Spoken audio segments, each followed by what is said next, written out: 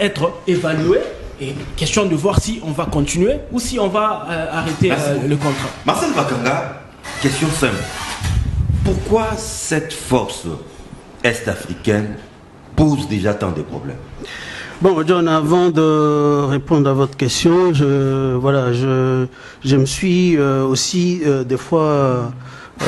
je me suis arrêté quand il parlait de l'état des sièges. Je ne sais pas s'il faut nuancer, parce que les actions de l'Est n'ont pas interrompu les fonctionnements réguliers de nos institutions. Je crois qu'il faut parler plutôt de l'état d'urgence. Parce que pour moi, ça c'est pour moi, c'est question de nuancer. Et je voudrais parler de la guerre à l'Est. C'est quand même 18 millions de morts. Ça, c'est libération. Comptabilité macabre. 18 millions de morts, c'est 51 000 personnes qui perdent leur vie chaque mois. Et c'est 807 000 personnes l'an.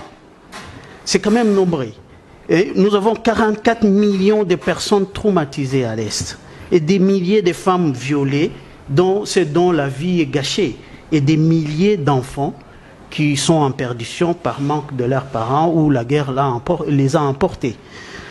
Et il y a des zones tampons qui nous coûtent 100 millions pour la MONUSCO. Nous avons 75 millions pour l'UPDF, la force ougandaise. Nous avons l'EIC, 36 millions pour les Kenyans, 20 millions pour le Burundi. Or... Quelle des sommes colossales? Exactement. La guerre à l'Est, ça a une terrible complexité des revendications. La revendication de Raïs Mutombo qui n'est pas égale à Kadeko, au M23, et Bakata Katanga, au Boroboro, voilà. Zahir, quelque chose comme ça. Imaginez, c'est une centaine de forces, de groupes. Et il y a des groupes d'autodéfense qui sont là, qui défendent leur territoire. Constitutionnellement, c'est le cas de Mike. Oui, constitutionnellement, ils n'ont pas le droit, mais ils le font parce que voilà, ils sentent l'absence. Exactement. Ouais. Et aujourd'hui, quand je vois ce qui se passe en RDC, des fois je me dis, est-ce qu'il y a conscience populaire? Parce que la dernière fois, j'avais suggéré que le président de la République, qui est le père de la nation, devrait, avoir la contribution de l'ancien président Joseph Kabila.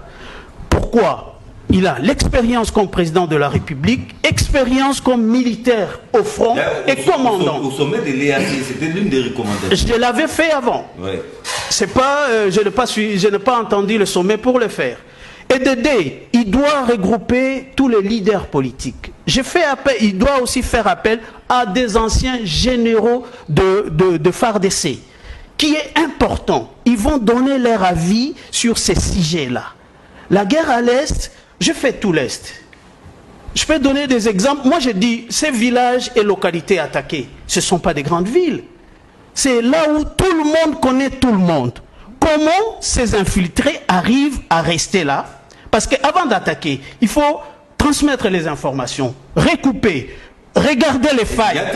Regarder les failles et après attaquer. Traîtrise. Voilà. Or, c'est des villages où tout le monde connaît tout le monde. Si je parle de ça, moi je donne l'exemple de chef Moutamba. Le RCD Goma s'est arrêté à Kabinda. Ils n'ont pas pu continuer la guerre. À Kisangani, c'était pareil. Pourquoi associer la population dans ce qu'on fait là, à l'Est? On n'a pas au Bidri là, à Kabinda. Mais je dis, là, les moyens sont bons. Mais le chef Moutamba a arrêté net les RCD Goma dans leur progression. Ils se sont perdus. À Kisangani, ils se sont arrêtés net parce qu'ils pouvaient aller sur Ikela, prendre l'Équateur, bien que Mbemba était de l'autre côté. Les expériences sont là. Le problème je dis toujours d'associer la population dans ça, parce que c'est important. La guerre à l'Est, ça a une complexité terrible de revendications.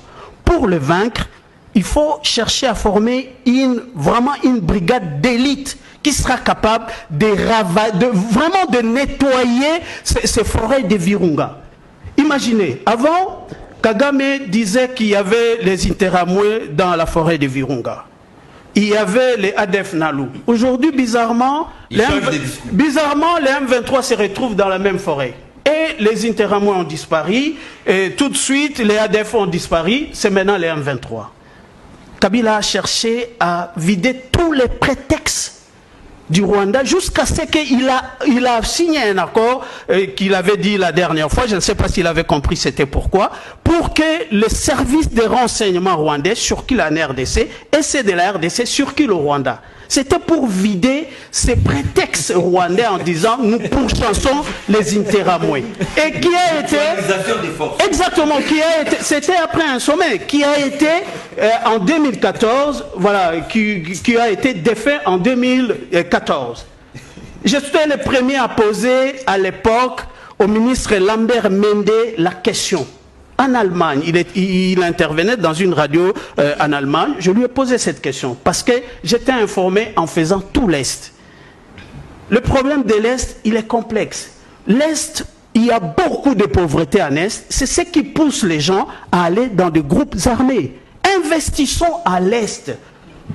Le problème, c'est les investissements à l'Est. C'est ce que Félix Tshisekedi est en train de dire. Mais écoute, John, je vais te donner un exemple.